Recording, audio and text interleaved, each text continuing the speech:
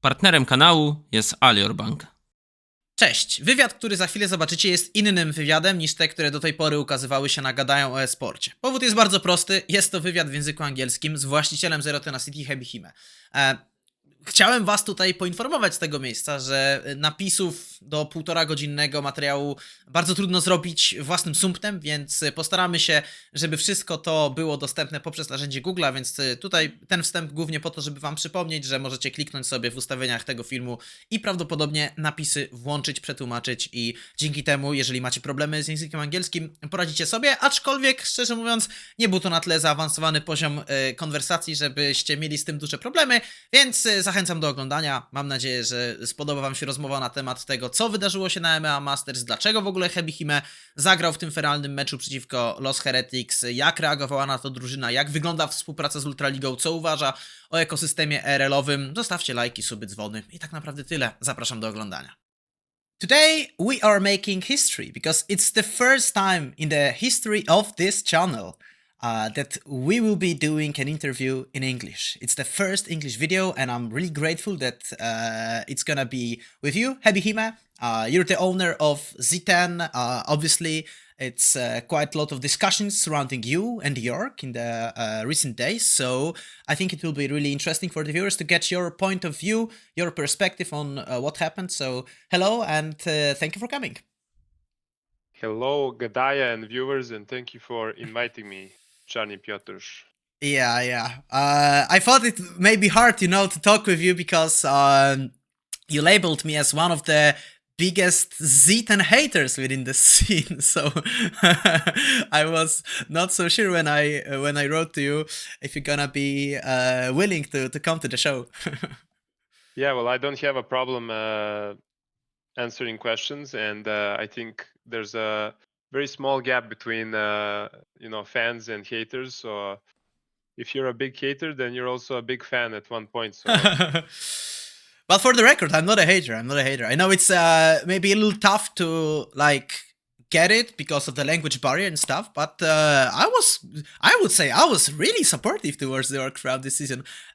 During the cast and stuff, I betted every single time for you to beat Orbit Anonymous throughout the season, so I lost my points in the predictions. I won them during the final, so I stick to my predictions. But yeah, we have some history going back. But this is not the main topic of our today's discussion. So first of all, I guess we have to address the elephant in the room. We obviously know what happened. You subbed yourself in for the 6th game of EMEA Masters, and it provided a lot of controversy. The game was lost. The Konto was subbed for this last game. So can you give me your perspective on that, your POV? Because when I was looking through the discussion on Twitter, I saw so many people telling that you went just mad because of the bad results and you decided that fuck it, I want to play just for fun.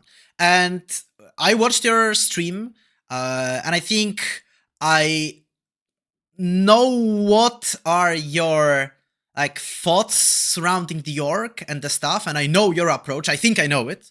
So in my opinion, and you can tell me if it's true or not, but I thought that you genuinely believed that you subbing in for Konto will solve some inside problems with communication and lack of leadership within the team. So tell me if I'm right or wrong on that, and why did you even decide to make this change?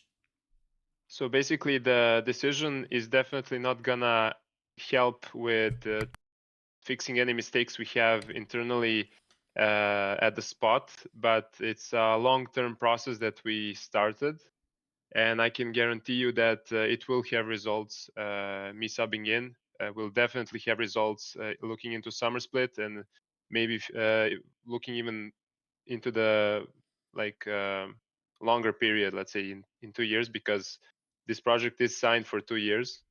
And I just want to latch onto that, for example, that you also don't go into a project of 2 years with expecting results instantly. So there's a huge factor in esports where players need to build synergy. They need to build this also momentum of understanding each other, because if things go well, they start building this momentum, like, hey, we're a good team, we understand each other. But as soon as things go wrong, they start doubting themselves. They start doubting if this whole project is good, if the decision they made in off season is good.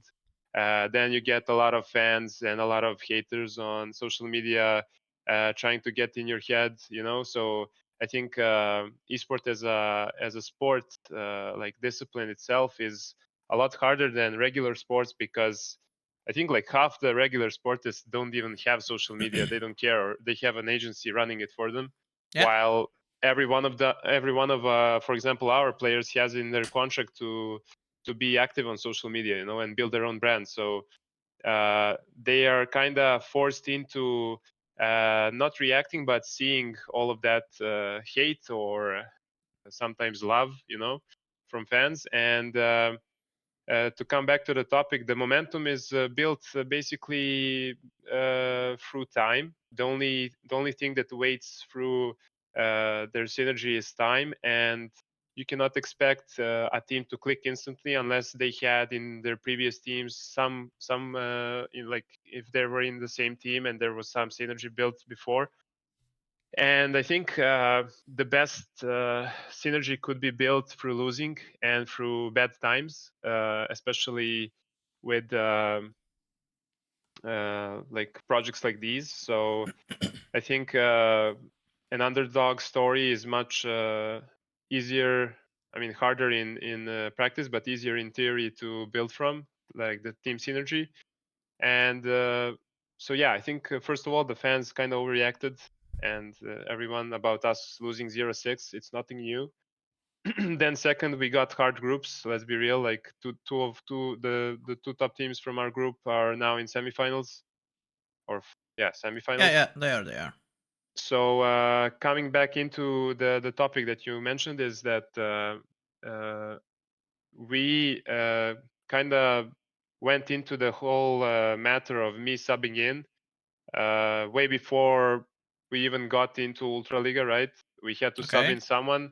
So starting off, you have to have 5+1 in terms of residency. You need 3 locally trained players, or 3 Polish players. So we wanted to go with a tactic that we put myself as a substitute, because if I'm as a sub in a roster for more than 2 splits in a row, or 2 splits in a whole year. Two splits in the last 3 splits played, you get the LTR. You get the LTR. Yeah. But usually you don't really consider those substitute players to actually play the game, in almost every team it works like that. So you just have to have a sub, the tournament organizer requires it, so you just put someone, analyst or the coach or someone else from the staff, and it looked like you did the same. But as you are saying, you had an intention to play in some time. So at the start of your answer, you said that you think that you subbing in is gonna have a positive impact on the team in the long run. And I wonder what this impact is gonna be. What do you provide to the team that Kofte doesn't? Okay, I'm gonna get to that in a second. I just want to say that the decision of from his from the experience I had as running an org, we had a lot of so to say random people put in. We even put some people that are not random, but they're basically not at the ERL level of playing, nor did they have experience. And usually whenever someone got really sick, or whenever someone got when they, back in the days when they were not in the gaming house, we wouldn't have a person to sub in and play instead of so then we would resolve in having a total random person stepping in, and it was just a disaster. Like, you can look up in our Leaguepedia, we had a lot of random people, a lot of subs that just were more of a hindrance and a problem for us, rather than bringing good. Yeah. We're talking about actually, EBL. this is something that helped you in 2022 when Agro had to sub Blue Knight for the finals, and you guys won the game. Yeah, so that's one of the examples. And we also learned from that example that we kind of need to have also at least a person that's that has some experience in competitive. And then we talked about it. The only problems, like we even discussed it between coaches and players. The only problem is that I really don't like jungle, and I really don't want to mess with bot lane because bot lane is like a really meta shifter right now. They are the decision makers, the carries. So the two real lanes that I would go to, we would even result in swapping. For example, I would go top, and then Melonic would play, let's say, AD carry or something like that. If it comes to that, the Harpoon can't play or whatever. Okay. So that's the kind of the mindset that I had and that I explained when I was asked, like, okay, which lane would you like to play?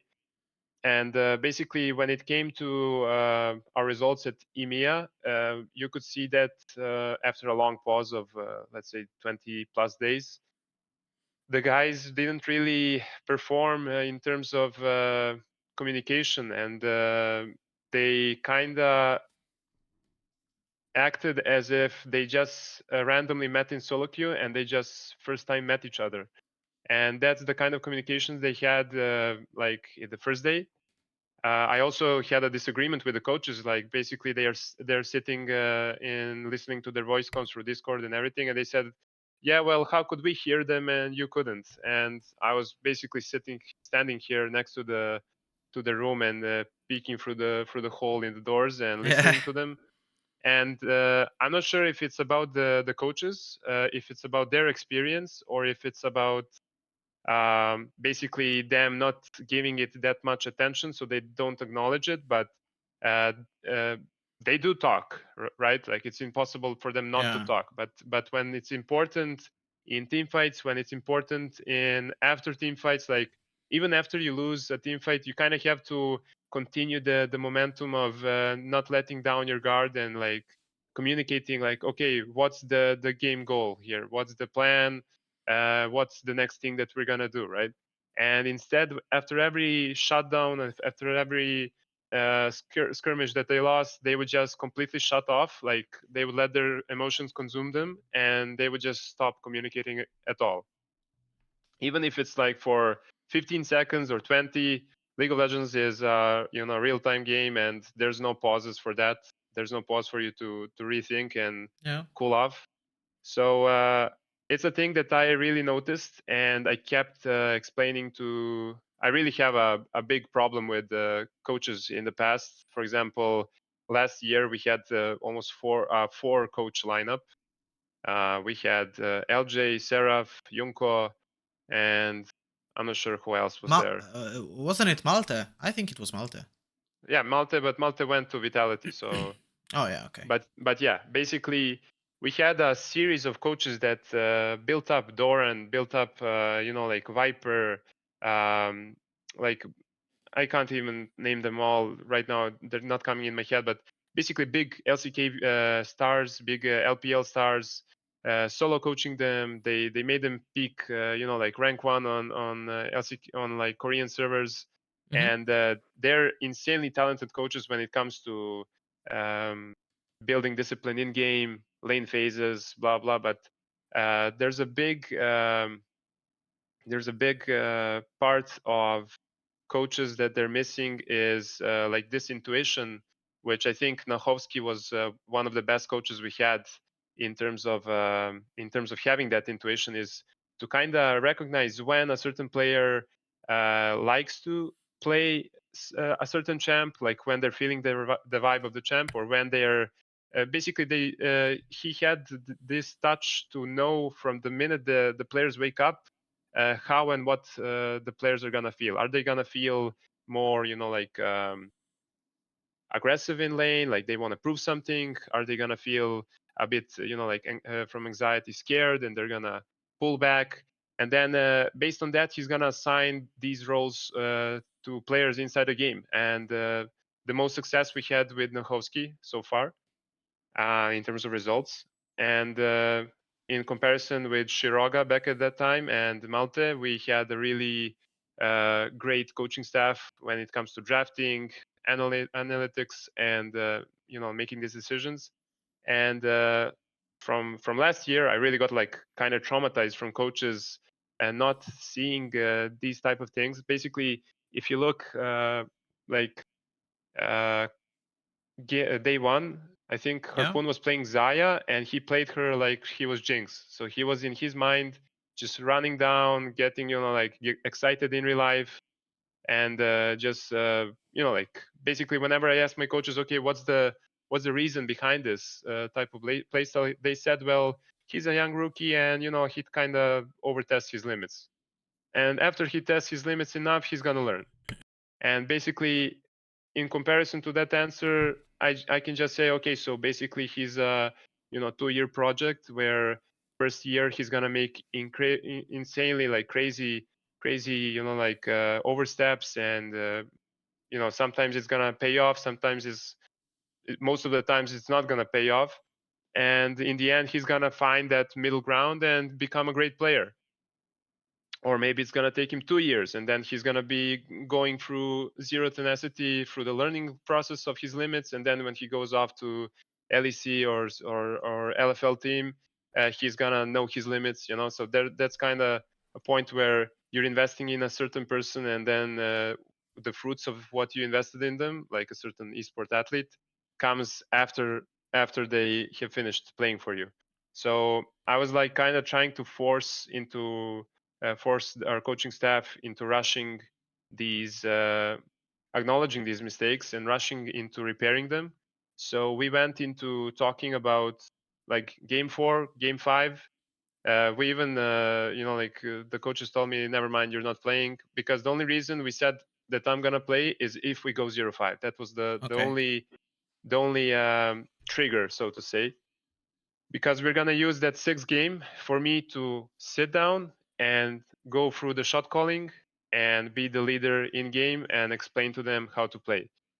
For some people, like reason, but also people that judge on social media, basically they don't know that like you can ask for references, but it's a bit kind of cringe or weird to say it because it's in the past. But my previous coaches, my previous like teammates as well, know that I've been really good and successful in my uh, second division esport career, mainly and solely from shot calling. So I wasn't good in lane. You could see that in this game as well, especially that I'm washed up now. I wasn't really good in farming, but I was really good in shot calling and like kind of being the in-game leader, so to say.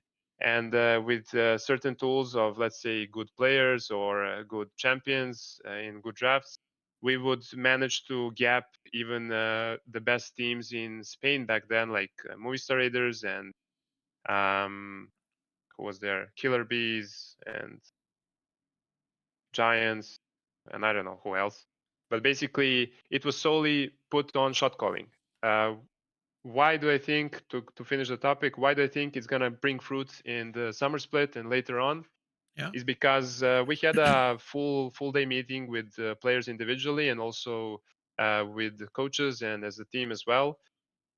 Whoever thinks that I was mad at anything, there's no reason. I do this. There's no reason to think like that. I do this out of passion for esports and my team. I don't do this to like what would be the source of the emotions of being mad, right? I think being frustrated that we lost is a viable option or sad, but being mad and taking it out on players is kind of a bit out of the topic, because if we're talking about, let's say, prize pool, like, okay, we win, what is EMEA offering? 50K, right? Yeah. This is something that I wanted to go later on because those Yeah, prize I mean, pools we'll are get to pretty it low. later. So Yeah. the stakes of prize pool are low. They're not gonna cover any of our budgeting. The stakes of sponsorships, we are kind of working on getting sponsors. It's not really that easy, right? Yeah. So our sponsors don't care. They care more about the drama that was built about this and the numbers and engagement and reach that we got, and we're just gonna take that out and give it to them as in our portfolio for the next sponsorship debate, right? like what kind of numbers do we have to offer? Here you go. You know, like is it March, right? Yeah, it is. I mean, It's like I can April. do it, but it's not that fair, you know, towards the sponsor. It's kinda cheating, you know, because not every day you're gonna have a big drama, and if you provide this info and then later on you do not have a drama and your social media reach is lower.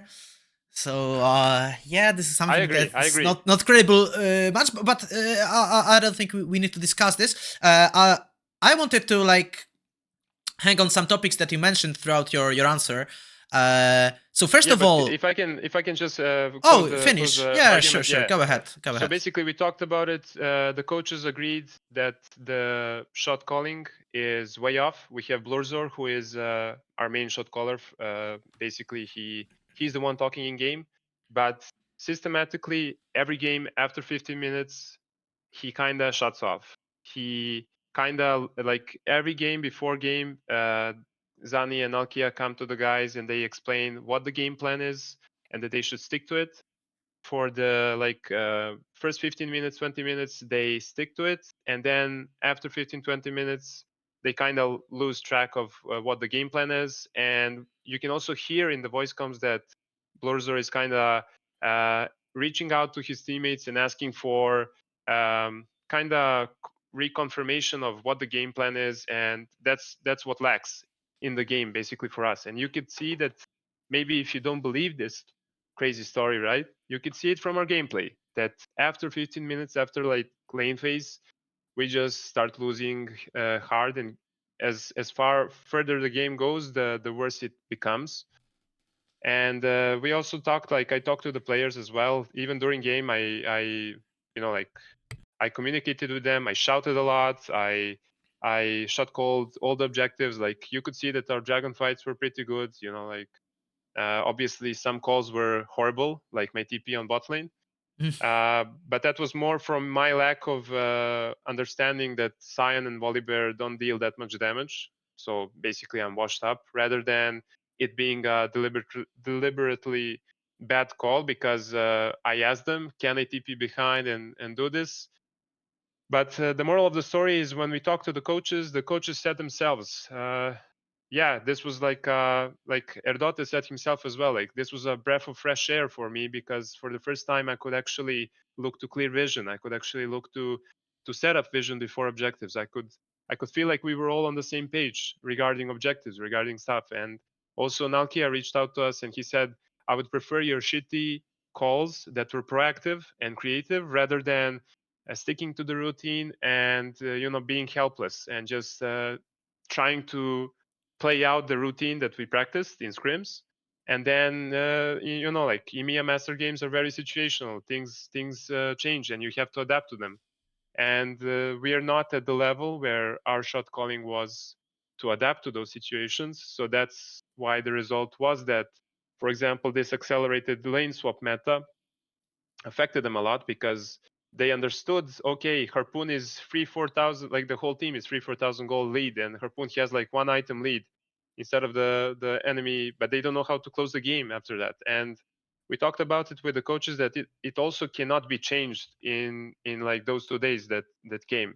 They realized what the issue was basically on day one EMEA Masters, and then they just said, play it out as it is, do your best, guys. Like every game after every game, it was just, we will talk about mistakes, we will analyze the games, focus now on the present, and let's do our best.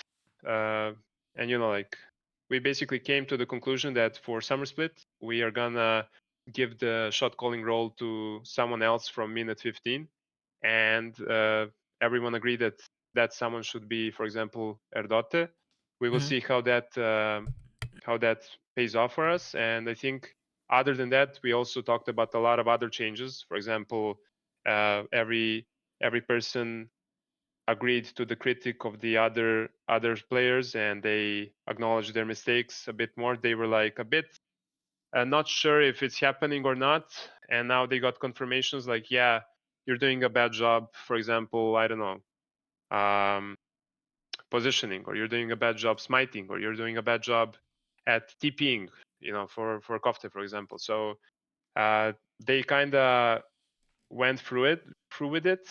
We also talked about that some of those mistakes that they're making are coming from actually the mental side of things. So they would require work with the sport psychologist, because basically they would do a certain play or certain something, but from previous experience where it didn't end up well, they would stop and they wouldn't even communicate it with their team.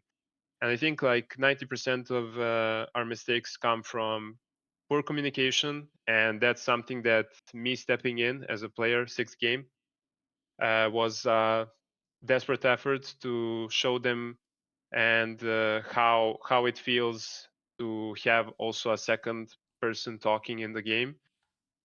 And I think, yeah, that's about it regarding that topic. Okay, but from what you've said, don't you think that this sounds a little bit egotistic? That you hired some coaching staff, a renowned one. You hired players from the LFL, players that have won the EMEA Masters, and then you stepping in, thinking that you can fix the communications and stuff. Don't you think that this is something that, from an outside perspective, looks like something, as I said before, a little bit egotistical? Even though you had your esports adventure before, you didn't reach as high level as those players. So the question would be, what made you think that you are better than them? What made you think that you know better than the coaching stuff what is necessary for the team? I think regarding that, it's very simple, because I'm not thinking that way. I'm not thinking if I'm better than someone or worse, or if they are better or worse than someone. I just saw that something is missing. And for the perspective of people that are viewing this from the side, I think they would see the same thing missing if they were here 24/7 with the players and with the coaching staff. Basically, I see myself as part of the team as well, as much as people don't agree with it, because I am a retired semi-professional, professional level, however you call it. Season 6 is kind of a dead year. Basically, from a POV where like I don't know like how many years it is. 2010, 11. That's about 13 years now. Yeah. Yeah. So 13 years. I played my first tournaments 2012, 13. I have a lot of experience in this, and it's not about who is better or worse, or if I'm egoing anyone. It's about stepping in and saying, guys, things need to change. And sometimes, as a leader in either a job or doesn't matter, relationship or whatever, you kind of have to come forward and pull off the fake band-aid, which people are holding on so that they think everything is okay and nice, right? And then to just show them that things are not looking good. And Okay, but because yeah. But don't you think these decisions should be coming from the coaching staff? Because I was reading Hachi's tweet, and later on I want you to I want to confront you with those and get your POV. Because from what he's typed on Twitter, it looked like you came in, you decided that you are going to make the change, and then the team was kind of against it, the coaching staff was against it, and then you decided that we are doing it anyway. Then he tweeted this gif with Mourinho that if I'm speaking, I'm in a big trouble. So it looked for me like there is a disagreement within the team, which is really worrying. Going through this tournament and looking forward on the development of the roster. So yeah, the question is, don't you think that this is something that the coaching staff should decide whether you do it or you don't? Because you're in a really weird situation within your team. You're the owner, you pay those players, you hired the coaches, but then you're also a substitute player, and then you're kind of above and below the coaching staff. Above because you hired them, but below because substitute player is not more important than a coach. So it's really tricky situation. And for me, it looked like this is a little bit of inside drama. Yeah, I mean there was drama. So to go over it, basically, I think the point of view from Hachi was coming from a totally different perspective than how it ended up on social media. So I think Hachi was Hachi was on under a lot of social media pressure. You could see every now and then people ask him to get fired, right? I think he has a lot to prove and show, and for some reason, instead of doing it with results and with, let's say, um, put in work and effort, which shows in due time, right? He kind of wants to also talk it through and communicate it through with the fans. So in terms of that, I think he felt really under pressure because the results didn't show, as we lost 0-6. And I think he kind of wanted to compensate for that by saying that he did not agree with me playing, right? And the coaching staff did not agree with me playing. But he kind of worded it poorly, so to say, on social media, because he, in his head, it was worded totally fine, because he doesn't see it as the viewer saw it, right? So if you phrase it that they, as a coaching staff, did not agree with me playing, and that basically this came from me solely, it's gonna come up as it did, right? It's gonna create a lot of drama, and it's gonna become very unethical, so to say. But he kind of missed out a few words, right? He missed out a few words where he should have said that he and the coaching staff informed me that the fans will not like me playing, and that there will be community backlash because people will think that we are trolling, you know? Yeah. And he did. So, and obviously there was backlash. But the thing is that, like I said, as a leader, sometimes you have to do things even if you're gonna have community backlash, even if it's not gonna be to everyone's liking, because in the long run, it's gonna be fruitful and be good for everyone, so to say. Okay, but don't you So think that this whole situation damages credibility of Zero Tenacity as the org? Because for example, I was watching Cager's reaction to you subbing and playing, and majority of the people will not go into the details. They will not watch this interview. They will never know the all the thought process behind the decision. And they will look at Z10 as an org that allows this kind of situation to happen. And I remember when Hachi came to our podcast, and he was talking with Dave about the Z10 and the plans going forward. He said that everything that you do here within the Polish scene is just a portfolio which then you show to Riot to prove that you are worthy to go to the LEC. And don't you think that this kind of behavior, even though you thought this is necessary for the team, is making you look as not credible org, an org that is, just not professional? well, I don't see why. I hear that comment a lot, and I see it a lot, but I don't see where it's coming from, because we didn't break any rules. We stuck to the regulation. Um, I think from some other sides, it was a bit unprofessional that we didn't have a sub account for me yet. It's unprofessional that the communication with the Ultraliga staff was very poor regarding that, because they were like, well, we're out of office, we can't give you one now, you know? Yeah, and So I also think, Adam tweeted that he's not supporting this decision. So yeah, I assume I you mean, just didn't talk about it, and then you see the post. So yeah, yeah. I what mean, was the reaction? I also answered on the post that I don't see what's. Let me check what I wrote. Adam, I can't even find his name. What's He his goes tag? about Adas M, I believe. No, I just can't find him. Let me I find it think really he quickly. wrote on my recent tweet. He wrote something, so I'm gonna find him.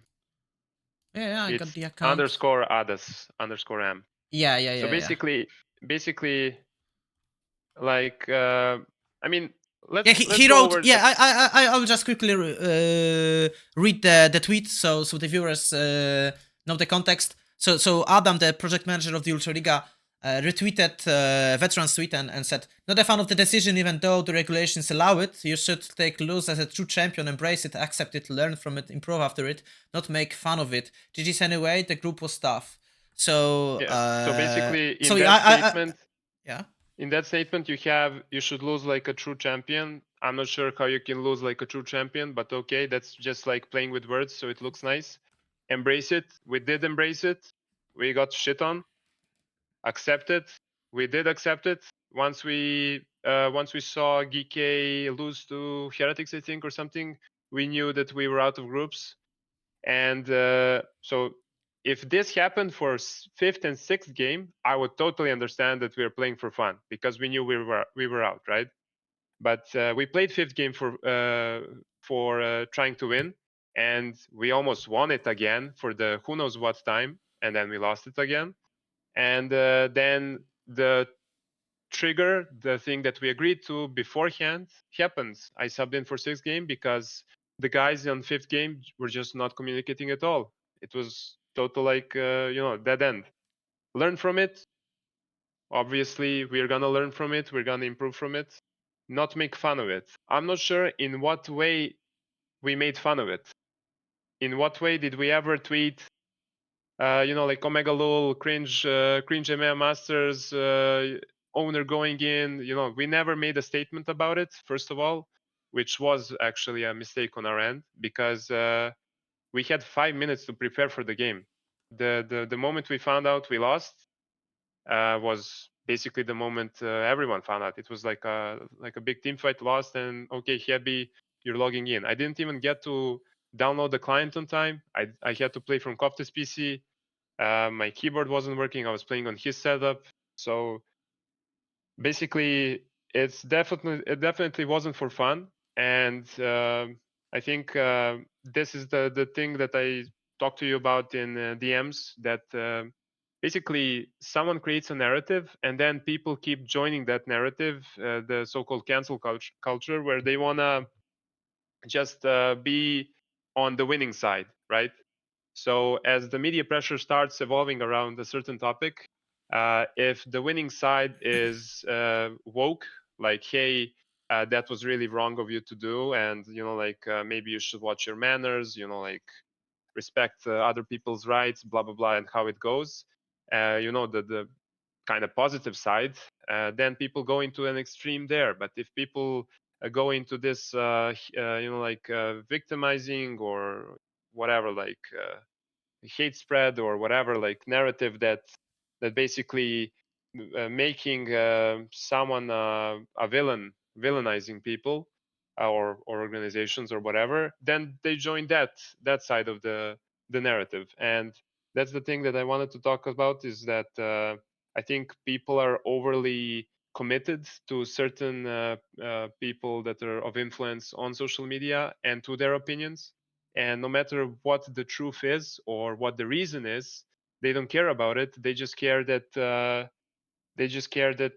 they're giving their thoughts, which is aligned to the current meta of the narrative. So I think that Adam, for example, is definitely not the person as an Ultraliga, as you said, his titles to Project to manager, call us yeah. to call us out that we're making fun of the league, because he never reached out to us to ask us if this was like to get the context on. And basically it's how he should do it. He should reach out to us, ask us what is the context here, why are you playing, what's happening behind the scenes. And then if we're making fun of it, it's against terms of use in a participation agreement. We can get fined for it. Like MM Masters can fine us for it. Then we can talk about reducing, lowering the credibility, integrity, whatever of the league.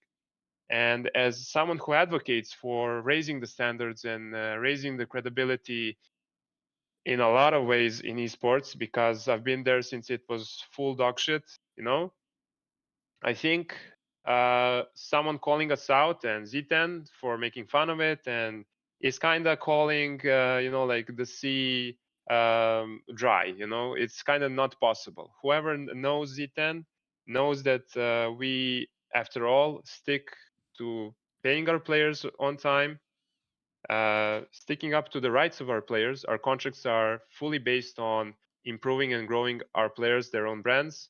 They're not based at all on us using them. We don't have a bench clause. So if we commit to a certain person, we either move him to the side and fully pay him, which is technically benching for us, or we continue working with him and trying to improve with him. We have boot camps on a yearly basis, like every season in Korea, where we are investing 30 to 50K per split to also individually improve players. So we're the kind of sole embodiment of what's trying to improve the esports level in, let's say, Ultraliga right now. And whoever is kind of downgrading all of that and saying that me stepping in, I am a ex-professional player who has a lot of experience in shot calling, and I can see that this is an issue with our players, and trying to use it in official game, because also there's a huge factor where people in scrims go into autopilot mode and they don't reciprocate what they're learning and practicing with their coaches. While in official games, all these emotions are much more real and they are like a sponge. So I think to come back to your question, I think it's not going to affect us negatively in the long run, because the good that we're doing is on a such high level that not even for our brand, but for the whole system, like the esport ecosystem, that even if people interpreted this move that we made negatively, even that like shadow that might be left behind is not gonna affect us joining LEC or joining anything. And I think also people are very confused in how that works. Like building a brand is not about like being the most popular and the most liked on social media. Building a brand is about consistency and time, and like not making mistakes, but mistakes that matter, like paying people, not scamming people, providing, investing. Like that's what they care. They don't care if people liked us or didn't like that we lost or went 0-6. Like Heretics, what did they go? Like Four? they were first in first in Spain, Oh, and yeah. they didn't even go through the groups. Like I also want to talk about how yeah, let's not talk about it. Okay. Go next. So I would like to close this whole topic maybe with the last one aspect of it, because many people ask this question: was this really necessary to do this change during the EMEA? Couldn't you do it, for example, in scrims? Couldn't you do it in I don't know, Ultraliga summer regular season, when there is when there's no such many people watching, especially given the fact that Besiktas and GK and Heretics was actually really affected by the result of this last game. Because I sincerely do not believe that you guys for real thought that you, with this swap, with you not playing competitive for a long time, I do not believe that you thought that you're gonna win the game. I mean, for sure, you will try your hardest, but deep down inside, we basically almost won the game, right? I mean, yeah, you can be close, but sometimes, sometimes even though the early game looks okay, the difference in mechanical prowess, like the team decisions with sub-team player who is not an active competitive player, is too high to overcome, in my opinion. So I didn't believe that this game is winnable, and I think almost anyone didn't believe that this game was winnable from the Z10 point of view. And obviously, you guys gave your all and stuff, and I can believe in that. But it was a little bit of disbelief in me because of the circumstances of this game. And I actually work with Sanchi, who's Besiktas analyst, you know, he was fuming because he's I saw his tweet. wouldn't say his life depended on it, you know, but this game was really important for him, and he thought that this is something that is violating the competitive integrity. And there were so many people talking about this. So the question is, was it really necessary at this time? Even though you think this this leadership figure that you provide is necessary for the team, couldn't it be done within the scrims or so on? I mean, you're talking about scrims that are gonna start in 2 months or a month and a half. So the question kind of answers itself, where we're talking about, hey, we are having a huge communication issues, right? And then, okay, sure, let's just lose 0-6. And let's then just not, because and then also work on it in yeah. 2 months. Yeah, but I don't think you can expect the results of you like stepping in be visible after those 2 months break period, right? So I think the team didn't learn much from it because, you know, they cannot develop it throughout the scrims because you guys will not be I think scrimming. you're wrong there, because the team is really much more aware of it now than they were before I joined and played with them. And I mean, I could share with you the messages from players where they can confirm that, but I think out of privacy of theirs, maybe you should not share it. All right. You know. But I can share you the feedback I got from them for the game, and that they really, not to say appreciate it, but they kind of more felt the passion and felt they felt the integrity level up rather than fall down from that game. To be frank, I also heard from some players from the team that it was not the worst experience playing with you. So yeah, we can agree on that, you know. I mean, I mean, obviously, when you play with a washed up player, you're not gonna imagine Tabasco jumps in and plays with Orbit Anonyma. You know, it's probably gonna be the same experience, but he's also gonna bring something to the table. But I think also that I think that it couldn't wait, because it was in the moment happening, and it was very important for them to acknowledge the mistakes. They're like, people usually think that not talking about a problem when it happens is good, and that you should like let your emotions settle down and then talk about it. But that's kind of running away from the problem itself. I'm, for example, going into like privately into working with mental therapy for over 4 years. So I have a lot of insight on how people deal with emotions, and how to, like how autopilot works, and how to kind of break the routine, so that basically if you give feedback during when someone is in autopilot, they will not acknowledge or remember anything. And scrims are basically simulations over and over, where people like our players or any different player are kind of have the attention span to focus on a certain thing that the coaches give them to focus on. Is it lane phase or mechanics or this or that or decision making? But communication is not something you can actually teach. You have to practice it, and you can't even practice it if you're not aware that the communication is a problem. And me stepping in at that time was very crucial for our league team to acknowledge the not mistake, but the problem of communication that they have. And the decision making, whatever, like the shot caller is not only the communicating factor, it's also making decisions and making the calls. And I think from that, the analyzation of the whole like MM Masters with the sixth game really brought a lot of fruitful insight for our team and our coaches. And I think it's very unconventional in terms of what the regulations allow and what they don't allow.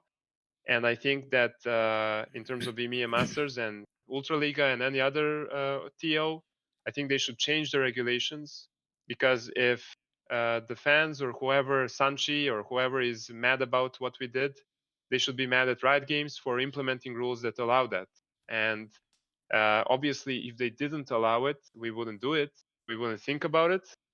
But since it's under regulations and it's totally normal for something like that to happen, I think if, as I explained it on my stream as well, if we had a roster of 5, like subs practicing and being ready to jump in, I would definitely not be going in and playing. I'm not gonna pay my players and then sub in to play instead of them. This was something more of like a divine intervention, or so to say, where Okay. I'm stepping in to explain to them. Yeah, as I said.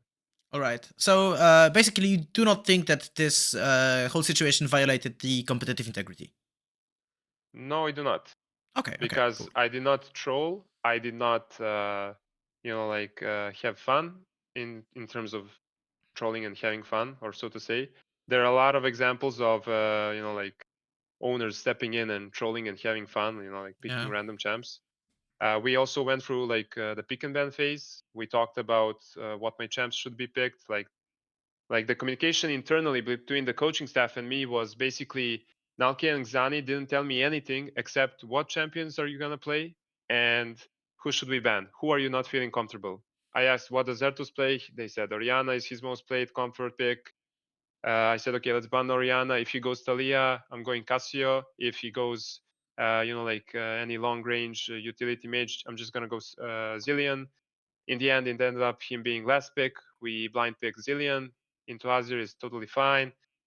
The only communication in terms of hey, this is not, we're not okay with this, came from Kachi, and it came more from the social media factor and the backlash that we're gonna get, rather than from the competitive integrity, right? Okay. That's actually really interesting. Yeah. Okay, so let's move on from this topic, because I think we've talked enough about it, and I think every single fan knows the insight and your perspective, which is what I really appreciate. So moving on, do you think it was a good first half of the year for the Z10? Because you won the league, but not without any problems, and obviously lifting the trophy on LAN tournament is really cool, and it was really cool that we finally got the LAN outside of the Polsat Games studio. But the circumstances of the final also were specific. You know, the absence of anonymous players was something questionable. You lost to them every single series or game in BO1s before, so we couldn't call you the best team in Ultraliga throughout the majority of the split, right? But then finally you won it all, so I guess you're the best, right?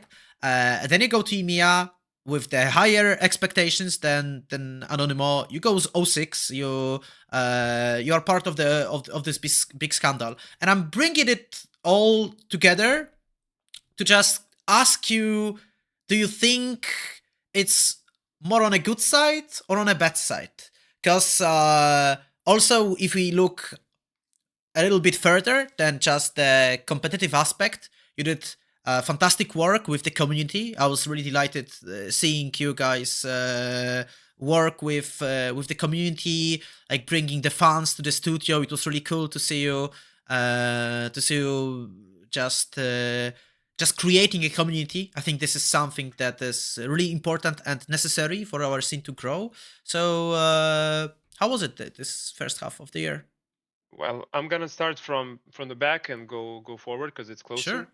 I think regarding just to latch on the first thing you called about Anonymous and their players not showing, I think that's something that's reducing the competitive integrity, right? I think that's Yeah, for sure. Yeah. And I think even though we got I can't remember how they chanted in Polish, but it was like, where is Neramin, you know? Yeah. Whenever we killed them. I think outside of that backlash, there was no backlash in the Polish community regarding their players not showing up. I mean, when think- they announced it on social media, it was quite a lot of people being really upset and calling the league Yeah. not worth watching, you know, because we already know the winner of the final. Yeah, So, I know. I think Pookie or someone also tweeted about it.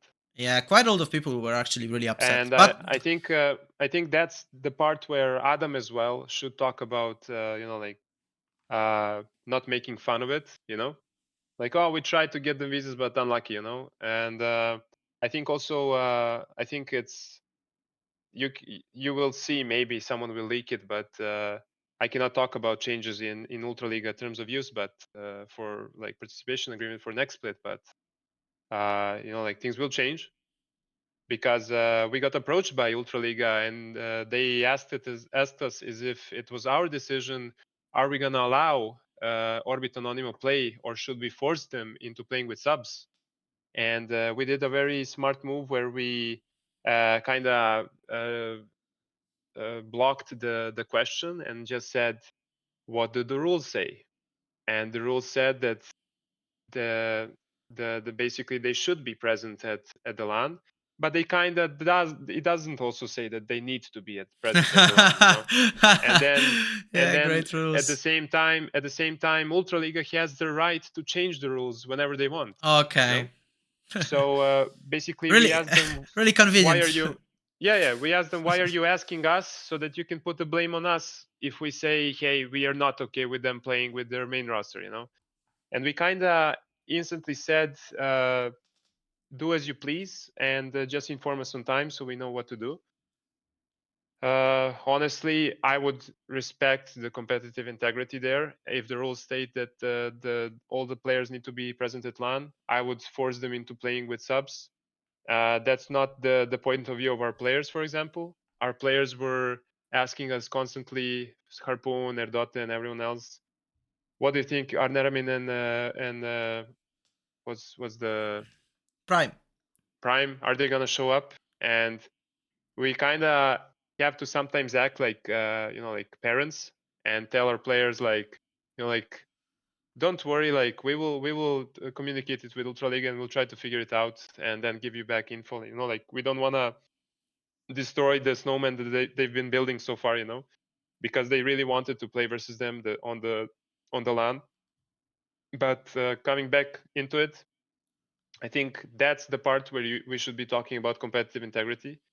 I think also the communication regarding the LAN and regarding overall Ultraliga and like EMEA Masters and how they communicate with their teams, like what format will it be, what seeding will it be, when does the tournament start, what is the competition, like best of ones in 2 days and stuff like that. The whole event finishes in 7 days or what, that 10 days. I think that's the part where competitive integrity falls a lot. And I think the backlash we faced with a totally reasonable and regulated valid move that we made, that people didn't get the insight on because our communication failed them, because it's got Jose Mourinho instead of official post. That's why I said we had like kind of a drama between us, because I explained to Hachi as well that future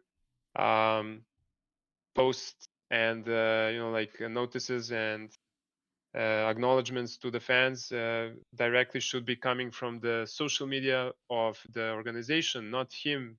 He's not the organization. He is maybe the sports director or COO or whatever other role or title, but basically the information needs to come from the organization, from the company. And that's why I think most of the drama escalated, because it didn't. But coming back to this topic, but basically just like Anonymous said, hey, our players will not be showing up.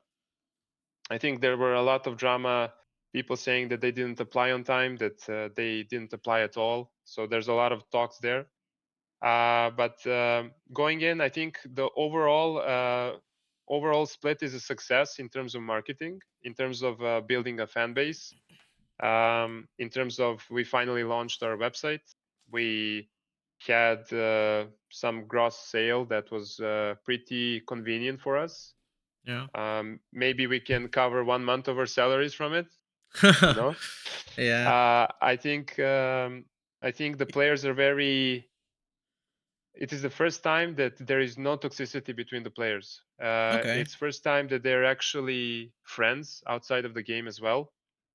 I think some people in our team are very specific in this way or that way. You know, like for example, Blurzo really likes chicken, to eat chicken, and he can only eat chicken, and it became like an internal meme. And you know, like I like that they are friends before you know, colleagues, and that gives a lot of more room to grow because they can laugh off each other's mistakes and not make it in a joke only, but actually work on it. And I think it's a very perspective team in terms of future results, as it's a 2-year project. I think the results are going to come somewhere mid-year or maybe to the end of the second year. And I think the start was a bit bumpy, especially with our, again, really well played marketing with the Hussar video. And then we're going for this like narrative of excellency and, you know, like comparing ourselves to the undefeated, you know, like Royal Army Hussars, Polish Wing Hussars. And then we Yeah. start off with these bumps and with these loses. But then again, I think our marketing was so well done that not in terms like, obviously it can be always better, but we never had marketing, and now we have marketing, and now that people see us and they can acknowledge us, we kind of overdid it. There's this also part with Hachi. Like I think he over promised and we didn't deliver, and it's gonna bite us in the back. I think that's gonna ruin our what's it called, like our Like public overall image? Yeah, Yeah, yeah. Okay. in the long Uh, run. in terms of what you said about Hachi, one of our viewers actually said the thing that really resonates with me, and I think it's really on point in terms of Hachi's communication on social media. So this viewer typed that Hachi is the best at selling the dreams, but then there Yeah, is a really harsh reality where you have to deliver, and you are not always able to do it, and then you end up with fans being, disappointed. really disappointed, and they hold on onto those memories that you've been put into your head throughout the split, and then you're just really, really angry about the team, and it Yeah, ends and up I in a feel backlash. the fans are right about that. I think we should definitely look to less hype up. I've worked a lot with hype men. I call them hype men in my career and in my life. And the worst of them are the hype men that only hype and they don't do anything. Hmm. And on the other end, Hachi is not that guy. Hachi is actually very how do you say when someone works a lot? Workaholic. Workaholic, yeah, Yeah, workaholic. he's a workaholic. He really cares. He has a lot of like, you know, like private stuff going on, and even despite of all of that, he still came here. He was here for the team. I think he also helped a lot with us regarding boot camps in Poland, regarding connecting us with people, and he really is stuck out for this project and for the organization. I think the only thing there is that his emotions kind of get to him, and he needs to be a bit more subtle and relax, you know, because just because the hype is getting bigger and bigger doesn't mean that he should, you know, get on that horse and put on the armor and, you know, go into war. It's you know, like, things need to be planned out, things need to be processed. Sometimes showing emotions, even if they're positive, is better not to show them. It's better to let the anticipation get to the fans and then results show, because if we win, we can say, ah, we're winners. If we lose, we can say, unlucky guys, you know. But if we go with a winner mentality and we don't deliver, it's kind of like a triple lose, one win scenario. You only win if you win. You lose if you um, because you've hyped it up and you lost. So it's a double effect loss. And I think definitely in the future we are gonna work on less hyping up the results and more hyping up the actual growth of our players and the growth of the organization, and making these side projects that are gonna come up and to public very soon.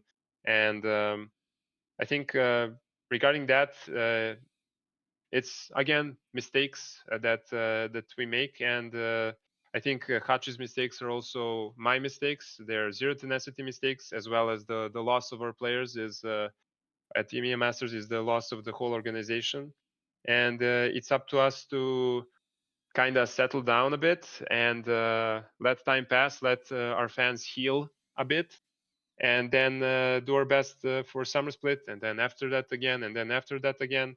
But the most important thing is that we're here to stay, and that we are not gonna be here for maybe 3 more months and then go bankrupt or go lower our budget. If people start slandering us, we're gonna do even more. And it's because we care about the project and we care about the outcome. And unfortunately, not unfortunately, I think that's totally normal. Some people just don't see it and they don't understand. Otherwise, they would be org owners and they would be leaders in their fields of specialties or whatever. And some that do. I really appreciate you all, and I think that's about it. I think this overall year is financially not successful, like half of the year. Yeah. Financially, we are really kind of straining ourselves. On the other on the other hand, I think we reached a point where we're actually interesting to sponsors. So I think we, as a product, grew into finally entering that era of potential investors showing up, potential sponsorship deals, maybe like doing collaborations with this brand or that brand. So I'm not gonna talk about them now, but I think I also brought, like, outside of Z10, a lot of people who are part of our marketing team or part of our PR team. People are part of fundraising to the LAN event, and they really kind of got the whole picture there, which is something that we were all cheering for, which is, let's make a LAN event, let's make it happen. I would like to talk about that for a short period as well, about the LAN. We had a lot of amazing ideas. We communicated with Adam and with Ultraliga, but not many of them came to life, unfortunately. We wanted to make we had one meeting in the last year as team owners all together, and on that meeting, obviously there's org owners talking shit about how esport is not a normal ecosystem, or it's not possible to grow here, it's just losing money, blah blah, right? The depressed ones. And then we had org owners that I can openly say, like, Back to Game and Zero Tenacity were the only teams that reimbursed to make the LAN happen, right? We were reached out by Ultraliga that if anyone wants to help out financially to make the LAN happen, that they're open to it.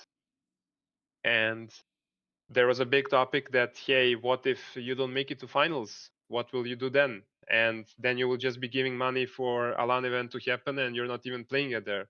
And Back to Game and Zero Tenacity, from my understanding, are the only teams that that agree to financially, or so to say, donate to make the LAN happen. And I think it's really insane from the Back to Game side, because they didn't even play at the LAN. I mean, they did have a nice booth, but overall, the owner, I talked to him, and he agreed with my vision as well, that we should try to make Ultraliga more like a franchise. All of these ERL systems are small franchises. Like, yes, they are regionally divided, but if you want to get into Ultraliga, an org owner can sell his spot to another team. That spot's value goes up if the credibility and the level of professionalism grows in that franchise league. And definitely, if we want to compete with LFL, if we want to compete even with Spain or like Prime or whatever, like, we need to do more. as org owners, and by doing more, we give an incentive to Ultraliga that they need to do more. And I think without us forcing some stuff and some topics, this LAN wouldn't happen at all. I think without the license agreement, which is expiring this year, this LAN wouldn't happen at all. I think Okay. there's a lot of things that are coming into the political side of esport and how regional leagues work. And we had an idea where we would give rings to players. I even offered to pay myself for the rings. I also offered to customize the trophy, but I was told the trophy already looks good. I also offered to get something for the viewers that show up at Stodola to remember the event for, like just like you have in CS or in like PGL, like you get pins or you get badges or you get Yeah. those around your neck entries.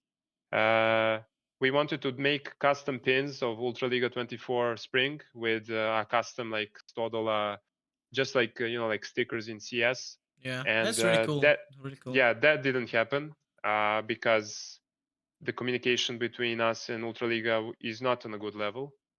Okay. What do you mean by that?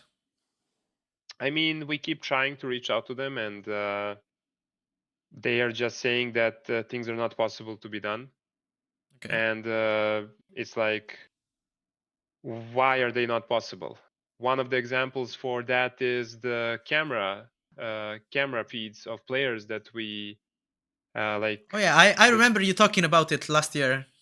Yeah, we talked about it last year. We talked about Yeah. it before the start of this year, and they couldn't force it on their production. They were like overstaffed, booked, whatever.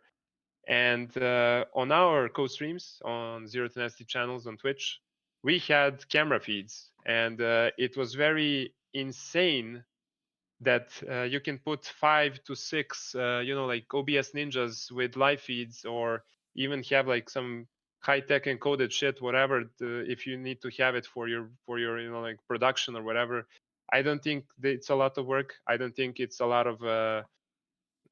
It's either coming from a point of we don't know how to do it or we don't care, and I hope it's we don't know how to do it, because that's easily fixable. Because we don't care is a big spit in our face and the community's face, and we out of protest forced our streamers to, when they were co-streaming, to put camera feeds of players, and imagine the viewership jumped from like averaging 40, 50, or sometimes 100 viewers to 200 viewers because of the camera feeds. People could actually see the players react to the gameplay. Then another problem happened where we got the live feed, which is not synced with the cameras, because the live feed is like delayed by what, 3 to 6 minutes, I don't know. Yeah. And Something like then that. we had to shut down cameras every time they won or lost, so that people would not see the reactions. And it was Yeah. a lot of actual work, extra actual work for us, because I think there was a lack of incentive from Ultraliga side to help us out and communicate it through. It was very, and I can tell you that we were very persuasive with the changes that we wanted. Like every week, at least 2 messages, like per week, or sometimes every day, spamming, Okay. tagging admins, tagging production, tagging when is it gonna happen. We kept being promised next week, next week, next week, and then it didn't happen at the end. Then they said, okay, next split. So let's see if that's gonna change. I think it's a big problem for from the side of esport orgs, where like if we have live feed of our players, we can even monetize the back, like the, what's it called, the walls behind the Oh players. yeah, yeah, sure. We can And put it's sponsorships. yeah, you can put sponsors on the shirt because you actually showcase it. So Yeah, that's also and valuable. I think it's something that's very normal and like a must in LFL, LVP, not LVP, like SLO, however you call it now, the Spanish league. Yeah. And and Prime, and then like we can't do it because it's 2030 high-tech technology. And I think in terms of that, I think the community should be coming on there, standing up and advocating that things need to change. And So you then think that the community organizations, should go a little bit more harsh on the Ultraliga to like push them towards doing those changes that you propose, right? yes. Okay. And okay. also the That's- organization should be the ones proposing those changes as well. I don't care if your player is at home in Bangladesh or in a gaming house in Poznan, it's not hard to buy a camera and to set it up and to give the live feed to Ultraliga. I think we are probably one of the leading organizations in Poland that are advocating for more competitive integrity and raising the bar and raising the standards. And we talked about even like Ultraliga creating like a big Ultraliga shop that's gonna be like a big Yeah. shop for all the merchandise of Ultraliga and all Ultraliga teams. Like you can buy a jersey on their shop, and we talk about a lot of these side projects and like let's grow this franchise. Let's like, and it's not our job to do that. That should be the job of the Ultraliga director, the Ultraliga, I don't know, like product manager or whatever, the brand Mhm. manager.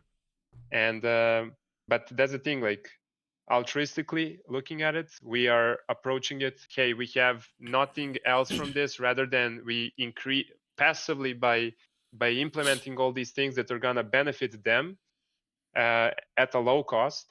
We are gonna also open new doors to sponsorships, new doors to new fans, and also make it more professional. And by showing it that it's more professional, that it's not just like what can a person see from that's not in the esport gaming world when he looks the Ultraliga feed. He sees a few like slideshow pictures of people in jerseys, and that's it. They see the game, they see the gameplay, they listen to the casters, and that's about it. But this way they can actually see the human being behind it. And yeah, I think regarding that, I'm not going to go into EMEA Masters because EMEA Masters as a concept is just a Yeah. failure. Yeah, it is. I mean, the viewers should just understand this. Imagine an organization like K Corp investing 10, 8, 7,000 euros per month for, let's say, 12 months, right? Or a year contract, where they're paying probably, when you count in 5 players plus 2 coaches and an analyst, they're probably paying, about 60, 70 to 100 euros per month. So that's like 1.2 million euros per Per year Yeah. or more. You have also food costs, like travel costs, etc., etc. And the only money income you're getting is from sponsorship deals and Yeah. from broadcasting licenses. So it's nothing to do with the tournament itself. I mean, passively it does. Like you're kind of advertising your sponsors for your jerseys or whatever. But Yeah, but how can you advertise your merchants and your org if you are not being shown on any broadcast, right? For example, yeah, you've exactly. been shown right on Polsat Game Stream, but Anonym wasn't. And when I see that we are at the level of EMEA Masters quarterfinals and we have 2 of them being played at the same time during the same day, and then we have official broadcasts, which is all showing us only one of those 2 matches, it's criminal for me. Like Yeah, it's it also shouldn't killing ever the be the situation where you advance to such high level. You are in that's an interesting perspective. You are being in top 8 teams in Europe outside of the LEC, and the tournament organizer shows that you are not worth their time to even show you on a main broadcast. So yes. I know you're passionate for the game. I know you played and you're like really invested into esports scene. But some days I wonder, what's the point of investing? Because I wouldn't call it investment. Because if you invest money, you expect them to come by one day, and it's not possible in current state of the scene. So I wonder what people see in esports at the ERL level that keeps them engaged.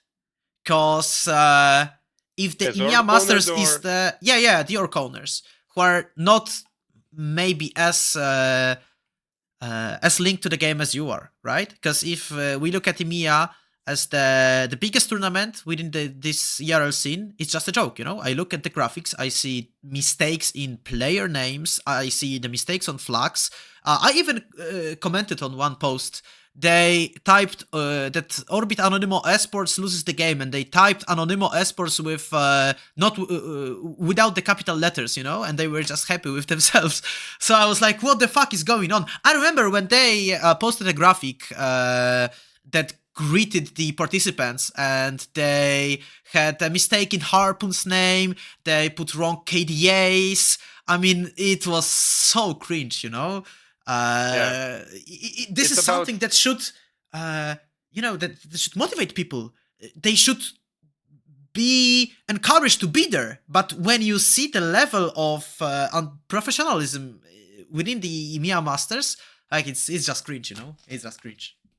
Yeah, but to get to that topic, like for me, what is cringe is not only that, but that they're going with this corporate approach where like they don't care about the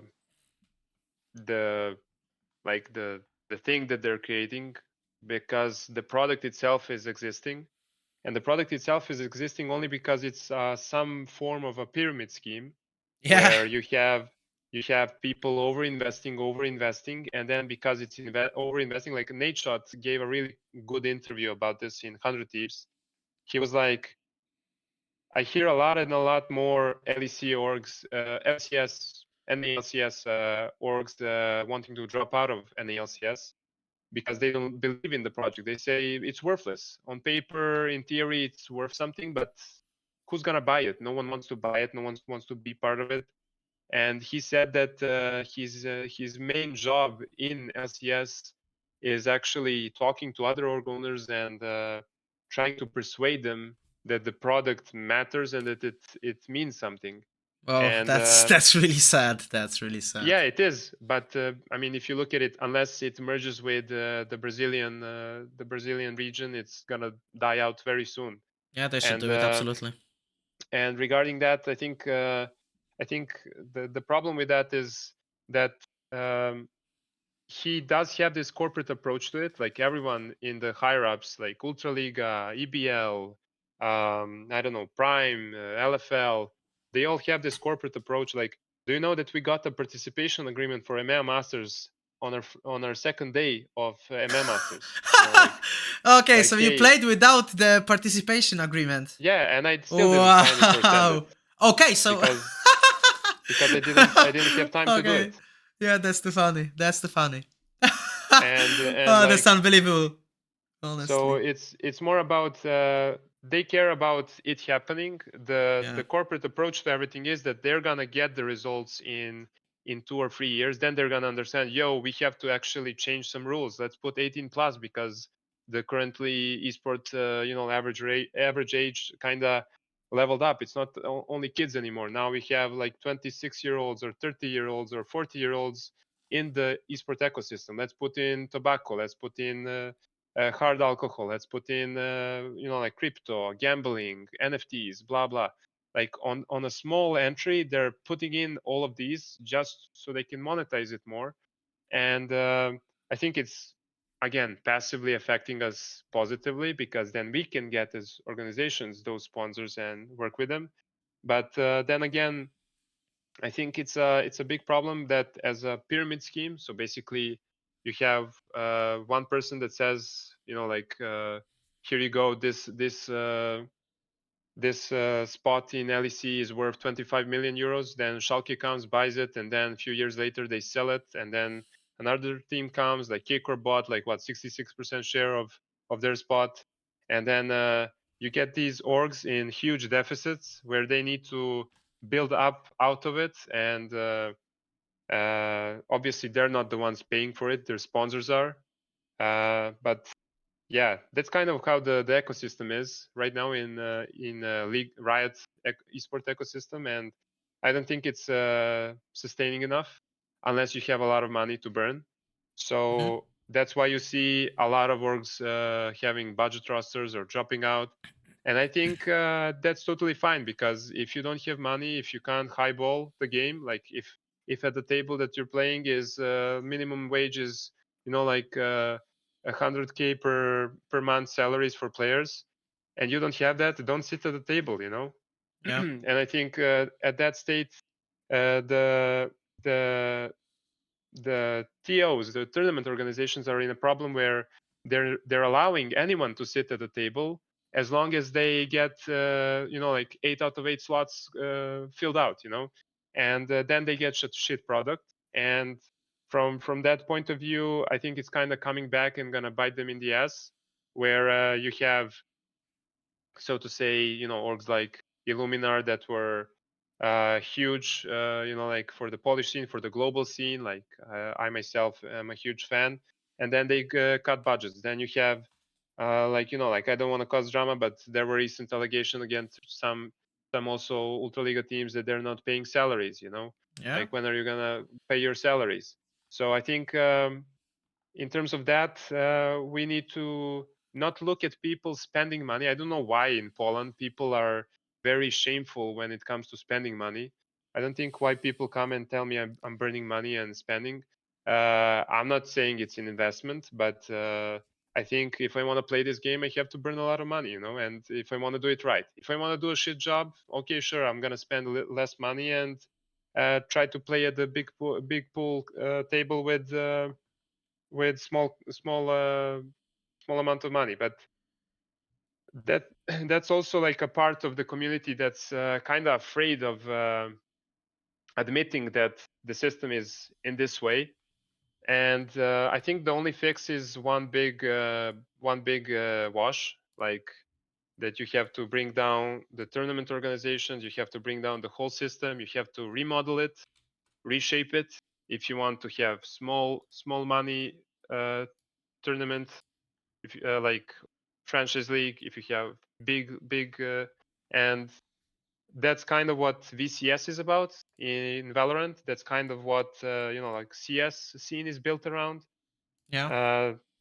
And why is Valorant built like that? Because they're built based on the CS system, and they're the newest Riot Games game, right? I think the TFT is kind of trying something, but it's really unstable. Like, you don't know, like, it's insane that you don't know if there's gonna be any tournament in the next year or no. It's insane that you're gonna have 6-month break between two tournaments. It's insane that people that want to call something a sport, they have to wait for the official announcement that something is gonna happen, you know.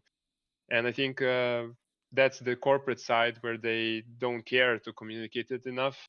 They don't care to improve their product, and the only way to fix it is to either everyone give up, or people start caring enough to call them out and ask for change, you know. And I think calling out,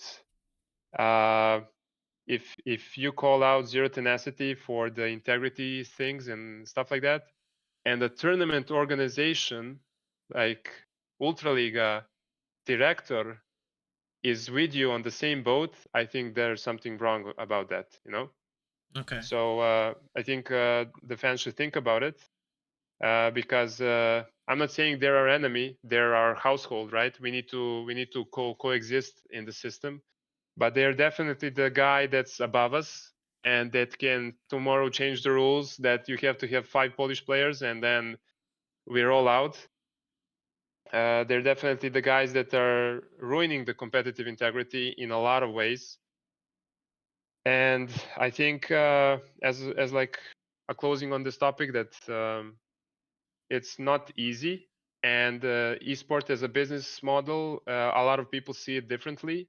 I see it on a span of 7 to 10 years. I don't see it on, like, let's see what results are we gonna bring this year or next year, and that's it. Based on those results, we're gonna define our future. I think I'm well experienced in making money, so I'm well experienced in spending money. Sometimes I made mistakes. Like last year, I think I overspent too much on the coaching staff. But then again, I think we all learn from mistakes and we move on. And yeah, as a closing thing, I think you should not be. And I'm gonna repeat something Monte Cristo said back in 2014. Don't try to run an esport org unless you got patience and like time and money.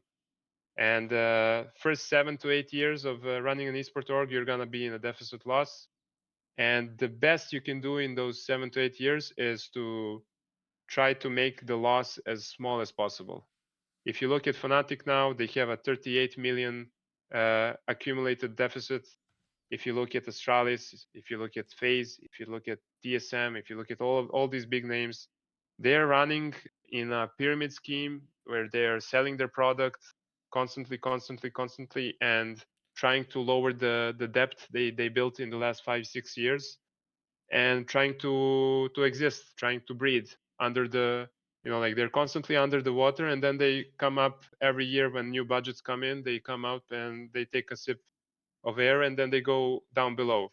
Zero Tenacity on the other end is an organization that's been up for 5 years now, and we are still on a zero, so to say. We don't have any credit loss. We don't have any, like investors' money that we have to bring back. We don't have any bank notes that we have to bring back.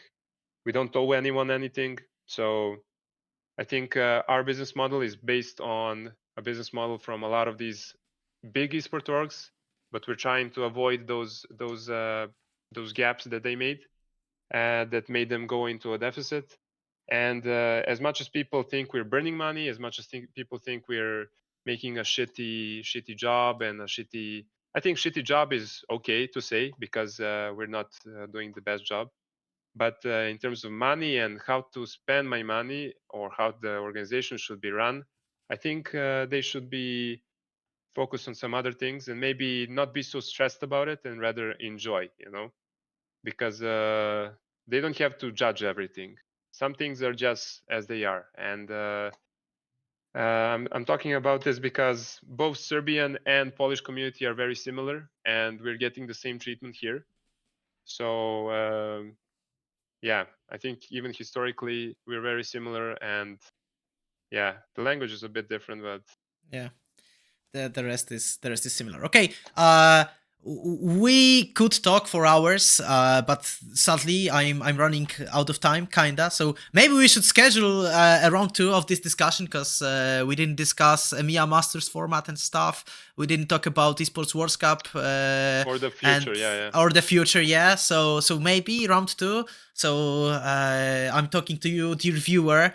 If you enjoyed this episode, so press a like, subscribe, and leave a comment and tell us, do you like those interviews in English? Are you interested in more of this type of content? And Hebihime, thank you very much for coming to the show. I think it was a really interesting insight, and for sure you will change perspective of some people. And yeah, hopefully see you around in Gadają. If you want to give a shout out to anyone or just tell something to the fans, go ahead as the closing question. I wanna say to the fans, dziękuję za obejrzenie. Oh, yeah, that was really clean. Yeah, and so do I. Ja również dziękuję za obejrzenie, widzu. Pozdro dla ciebie i na razie.